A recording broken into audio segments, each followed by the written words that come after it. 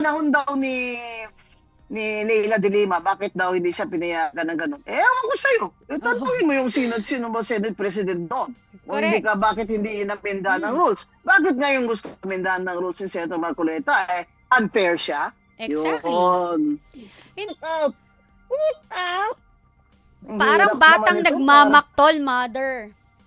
Oo, parang dabog-dabog sila doon eh. Oo. Sabi ko, ito, mahirap Kakahiya. kalaban talaga ang hindi abogado eh. Kaya, Mahirap. Nasama si Senator Marcoleta. Kasi iba ang wavelength, Cathy. Iba ang wavelength. Kung bakit nagaganito itong mga senador na ito. Kaya Exactly. ako, Cathy, palagay ko, X na yan si JB Ejercito sa mga Duterte voters. Kasi dati, di ba, in-endorse yan ni Digong, yes.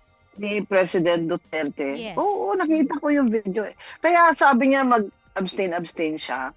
Siguro ngayon, buboto na yan pabor sa impeachment. Marcoleta, yung pambansang Simangot. sungit, kung minsan lumalabas. Diba? Makikita mo na sa mukha niya talaga. Nagtitimpinat na talaga. Oo. At hindi niya na nakayanan, sinabi niya. Mahirap po kasi problema talaga po, hindi po abogado ito makausap ko. Nagalit na yan si Risa Ontiveros. Oo.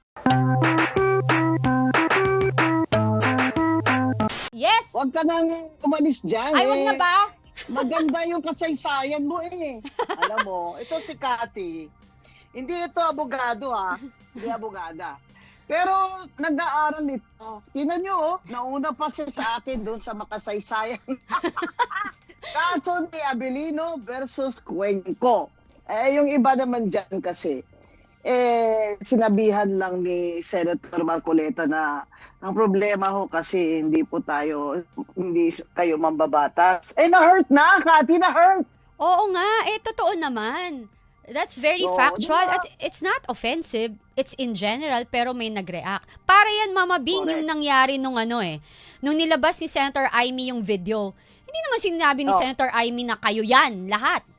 'Di ba? Correct. Oo, tapos sila naman nagtayuan na hindi ako kasali dyan, I take offense. Exactly.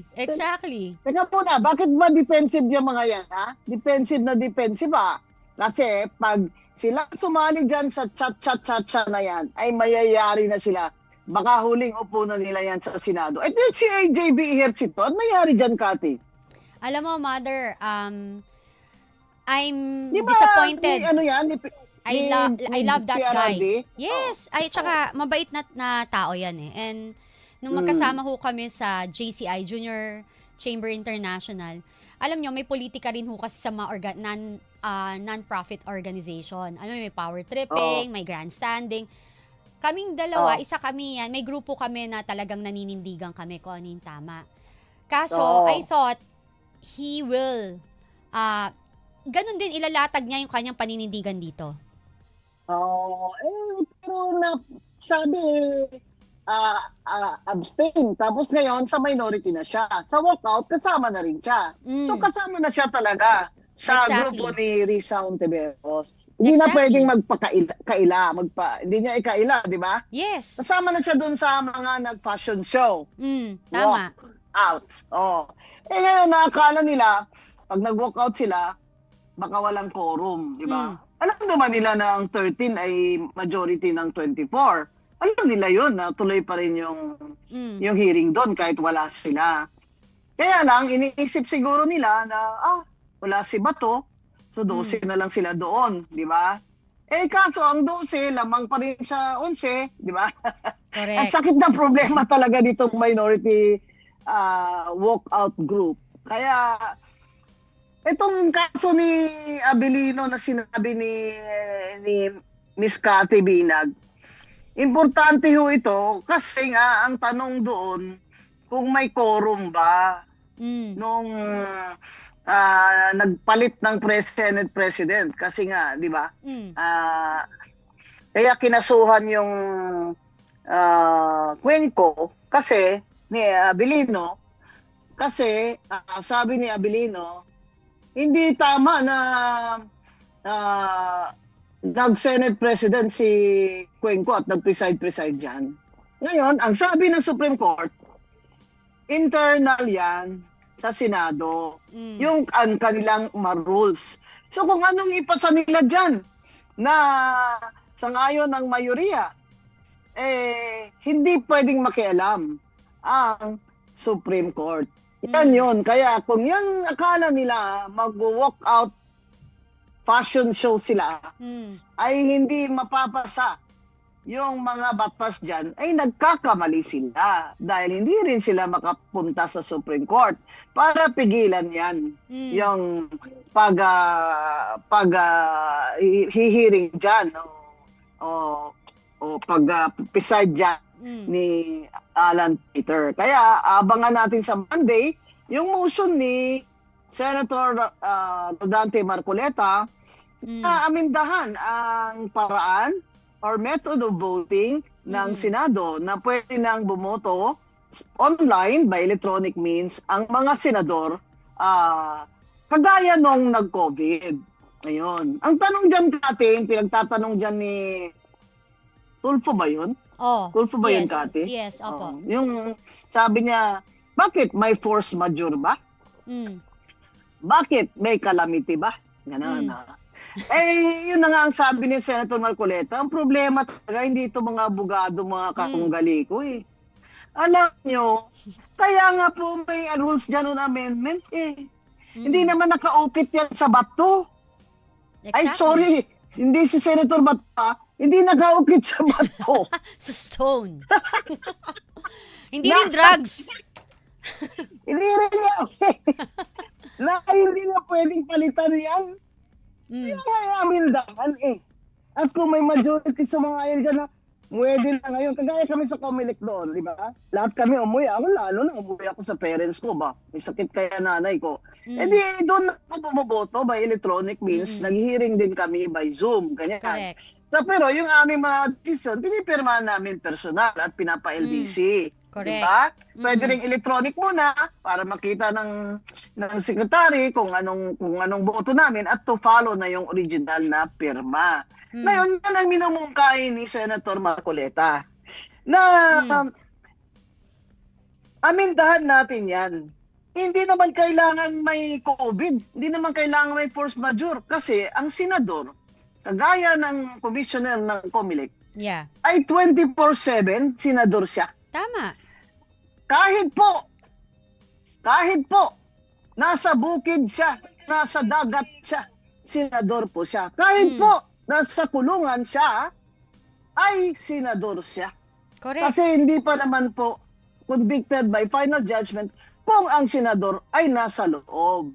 Ngayon, yung panahon daw ni Leila de Lima, bakit daw hindi siya pinayagan ng ganun? Ewan ko sa'yo. Tanungin mo yung sino ba Senate President doon?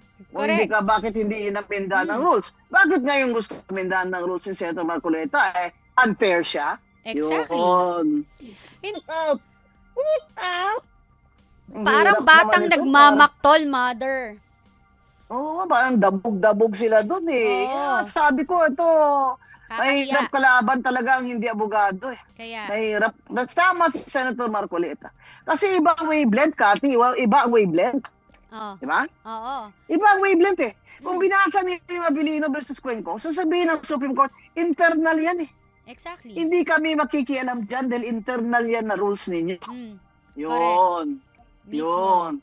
Kaya ang galing-galing talaga ni Miss Cathy Binag. Buti pa si Cathy Binag hindi College of Law nagbabasa ng decision ng Supreme Court at naiintindihan na walang index card. Oo. Mother, ang hirap mong kasama, ayaw mo ng bobo. Oo, ang hirap. Actually, hindi naman sa ayaw mo ang bobo. Ayaw mo na may mga nagko-comment or nagsasalita na hindi nila inaalam. Exactly. Kung ano yung sinasabi ayaw ko nila. yung mga hindi Kaya si Senator Marcoleta, yung pambansang sungit, kung minsan lumalabas. Diba? Makikita mo sa mukha niya talaga. Nagtitimpi na talaga. At hindi niya na nakayanan. Sinabi niya, mahirap po kasi problema talaga po. Hindi po abogado ito makausap ko. Nagalit na yan si Risa Ontiveros. Oo. Diba? Yun ang katotohanan. Mag-abogado po muna kayo. At saka sana Oo, po, okay.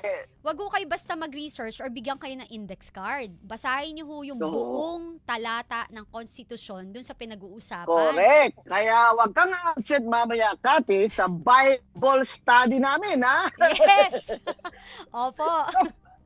May patalata ka pa dyan, mamaya absent ka dyan. Ate Laila, ipigilan mo na ang panitigan. Opo. Antayin niyo ako dyan. Ako yung magsasara na dito, Kati. Tuluyan mo na ito, kayo ni Ate Laila, kasi 1 hour and a half pa po ang travel ko papuntang Quezon City. Oo nga. Ang Bible study natin, alas 12. Yes. New, Mother, the Bible, Yeah. New King James Version. Yes. Okay? New Mother, King James Version. Oh, Mother, may tanong lang ako sa'yo. Kasi kahapon, dun sa ating show, nagsalita rin si di ba? Si Lito Banayo, no? At sinabi niya Yes. talaga na, totoo naman na sinabi ni Senator Panfilo Lacson yun sa kanilang grupo. 'Di ba? so yun ang source din ni Iba yung source ni Amy, pero kinonfirm niya lang kay Mr. Lito Banayo. Yeah. Tinawagan niya si Lito na, Lito, totoo ba to? Ganyan. Diba? Correct. Oo. Mm. Pero wala namang sinabi si Amy na lahat sila. Correct. Ba? Sasabihin, traitor kayo, ha? Mm. Traitor Yeah. kayo, ha? Nagpaplano pala kayo ng CONAS dyan, i-extend nyo si BBM, hindi namin alam, ha? Hindi yan dahilan ba't kayo namin binoto, ha? Sa totoo lang, ito opinion ko lang to, Kati, ha? Yeah. Magalit na sila kung magalit sila sa akin. Bakit ang layo-layo naman ni Kiko Pangilinan sa...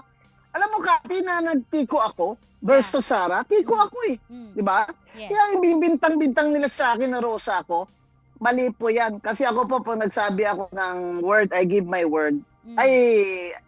I give my word, I honor my word. Di ba? Kaya Exactly. nagleni Kiko ako. Mm. O, di ba? True. Ngayon, yung sinasabi nila na, what do you call this? Si Kiko dyan, nagagalit-galit. Alam nyo, ibagay sa kanya yan. Na nagagalit-galit siya. At saka, ang payo ko lang naman dyan kay Senator Pangilinan, hindi ganyan ang pagkakilala sa iyo ng mga nakakilala sa iyo na mahinahon kang tao, tapos sigaw-sigawan mo na si Robin Padilla. Tigas ng kamao no? Ito naman si tigaw-sigawan. Sumigaw tapos siya dyan, ulit may nag-object kahapon. kayo. Oh. Ha? Sumigaw Ando ulit na siya naman? kahapon. Di ba Yeah. sabi si Senator Loren ba nagsabi na stop shouting? Or Yeah. what are you doing? Sabi niya. And, anong kinalma nga sila ni Loren Yes. Di ba? Mm-mm. Mabuti nga na si Loren nandyan. Kasi si Loren, very senior yan sa kanilang lahat. Mm. Yan. Nako, master niya na yung rules dyan. Mm. Very senior na sa tagal na dyan ni Senator Ligarda at, UP graduate. Mm. Ang sinasabi ni Senator Ligarda, you will have your turn. Mm. Ito kasing mga ito, masyado nang nadala sa emosyon nila na para bang sila na ngayon ang inaapi, Kati. Yes. Parang victim na sila ngayon. Yan. Yan ang pina-project nila. Kaya buti na lang nasupalpal sila ni Senate Tempore Legarda na sinabing, ako nga noon pinatayan ng microphone Exactly. Sabi niya, hindi ko yan gagawin sa inyo, Correct. Kiko. Sabi niya. Bibigyan naman kita ng pagkakataon. Kaya lang, sigaw ka na ng sigaw dyan hindi naman bingi yan si Loren. Ako bingi. Kaliwang, ito, partially deaf ako, hard of hearing ako Pwede ka sumigaw sa akin, okay lang. Kasi, wag lang malapit yung laway mo Hindi, Mother, ako ang tingin ko dyan, filibustering Alam mo yung mag-iingay ka, manggugulo ka, Ayun. para i-delay mo na maipasa. Yeah, tama. Mm. Yan, tama. Lang intention nila dyan, gugulo-guluhin nila, make them look like the victim, tapos para ma-delay. Kaya yung motion ni Senator Marcoleta, sa Monday na uli, tatalakayin. Huminahon na lang sila. Para silang mga bata Nakakaya, Diba? at saka Sige alam na mo, nga. nakakaya, Mother, yung si Cheese Escudero, Senator Cheese Escudero, nung napalitan, na nahimik lang lahat. Eto parang, alam mo yung laruan, mga brat na bata, na sinabi ng nanay na, kakain ka muna, huminto kang maglaro, na nagwala. So, ang style nila, At saka- gumagawa sila ng procedural delays also. Naghahanap sila ng butas, binibend nila yung dalo, iniiba nila yung topic para maiwasan. At hindi lang yun ang nagsasalita palang isa doon, si Lacson. Mm. Kasama rin niya. Kasama rin ni Kiko yun, di ba? Sa Exactly. minority. Mm. Tapos inaagawan niya ng airtime. Mm. Kaya sinabi ni Lauren na you wait for your turn. Alam mo kung sa husgado yan? Mm. Nasigawan na yan Nasigawan, nabang na yung gavel dyan. You wait for your turn. Alam mo, you wait for your turn. Ganyan, di ba? Yan sa mga kababayan ang mga pangyayari noong nakaraan. At dapat maintindihan nating mga Pilipino kung bakit nagaganito itong mga senador na ito. Exactly. Kaya ako, Kati, palagay ko, X na yan si JB Ejercito sa mga Duterte voters. Mm. Kasi dati, di ba, in-endorse yan ni Digong? Yes. Ni President Duterte? Yes. Oo, nakita ko yung video. Kaya sabi niya mag-abstain siya. Siguro ngayon, buboto na yan pabor sa impeachment. Mm. Oo. Kasi Possible. siyempre kung saan si Cain at Abel yan kung saan si Jinggoy, doon siya sa kabila. Mm. Yun naman ang reason ng big picture diyan kay JB Ejercito. Pero again, I'm saying malaking kawalan ito kay JB Ejercito dahil siya po ay tatakbo uli. Exactly. Na this time hindi na siya may endorse ng mga Duterte at this time mahi-hate na siya ng mga Duterte voters. Yan. Exactly. Kaya, At saka mother yung sinabi abangan. eto may humirit kasi doon na isa sa Tulfo na sinabi niya, ginagawa ba nila ito para makaboto yung mga nakakulong? When you try to think about it, so may alam ba siya?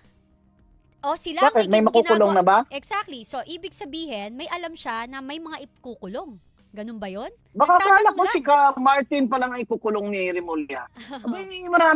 Marami pa lang alam yung mga senador kung sino ang makukulong. Oh, Teka muna.